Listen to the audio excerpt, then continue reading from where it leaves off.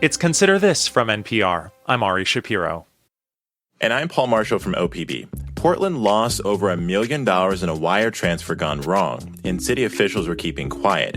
The Portland Trailblazers are for sale, and a very big name has stepped up hoping to buy them. And last year, Oregon lawmakers gave every public school district in Oregon the option to ban guns from their premises. I actually see it more as closing a loophole that still allowed concealed carry than something that was new or revolutionary. It's Consider This from OPB and NPR. Each Friday, we wrap up the week's news. This week, OPB News Director Anna Griffin is here to help us catch up.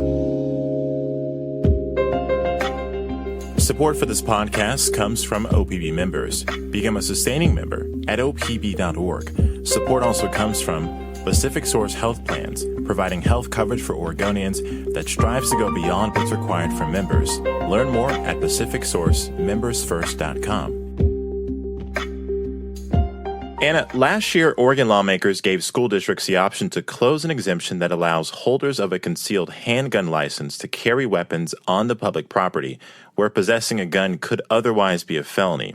What have school districts around the state done with that new authority? So far, less than you might think, Paul. Just 13% of Oregon districts, that's around 25, have taken the legislature up on this offer to let them ban guns on campus, regardless of whether you have a concealed handgun permit. Among the districts that has enacted a ban is Ben Lapine, where Melissa Barnes-Delakia is the board chair. You heard her at the top of the segment saying, this isn't really revolutionary change, it's more common sense. The counter-argument to these bans is stark and says a lot about where we are as a country right now. It's essentially people who set out to do harm to school children don't care that carrying a gun on campus is a crime, so banning them is not going to deter anything. A growing number of districts are looking at adopting gun bans. This is an issue that understandably is on people's minds even more in the wake of the horrific events in Texas last week. Among the larger districts that are now considering going along with the ban, Portland Public Schools. The fate of the Portland Trailblazers has been cloudy since owner Paul Allen died 4 years ago.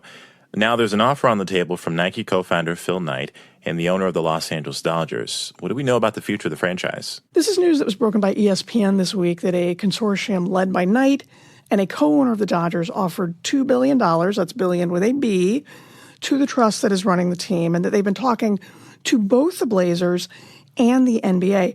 It is a lot of money, a little perspective. Allen bought the Blazers for $70 million in 1988.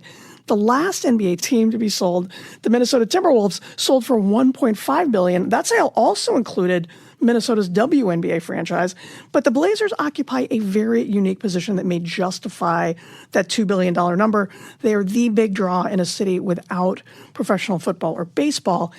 An important note here, the Blazers say the team is not for sale and seemed irritated that this offer was leaked, which is understandable. If they are going to sell, they want as many potential buyers as possible. NBA Commissioner Adam Silver says the team will be sold, not necessarily soon. We could be a long way from resolution.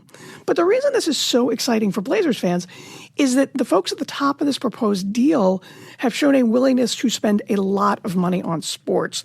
The Dodgers are the highest spending team in baseball, so anybody in their ownership group is okay spending money to win. Knight, as I think we all know, is a huge supporter of University of Oregon athletics.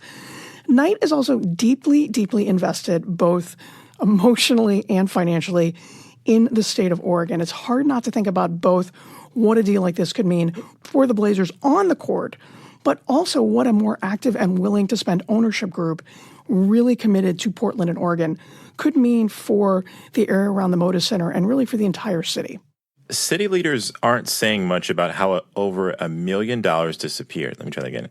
City leaders aren't saying much about how over $1 million disappeared. What do we know about the case? This is a weird one, Paul. So yeah, the city of Portland has contracts with hundreds of vendors, construction firms that it pays on a regular basis. That process is done by computers. It's largely automated. If the city owes you money, you submit a request, it's approved. The money moves from a city account to yours magically, electronically, one bank account to another.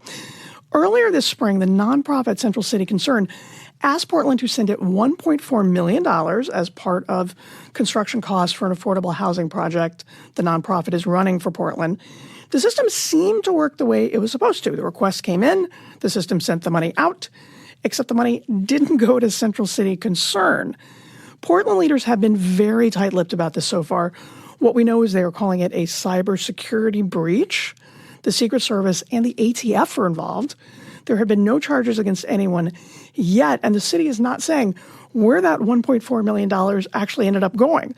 They have acknowledged that there was a second attempt to redirect money that was supposed to go to pay somebody the city owed.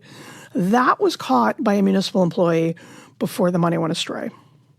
That's Anna Griffin. I'm Paul Marshall. Thanks for joining us for Consider This from OPB and NPR. For the latest news from Oregon and Southwest Washington at any time, visit opb.org and join us next Friday right here for a summary of the biggest news of the week.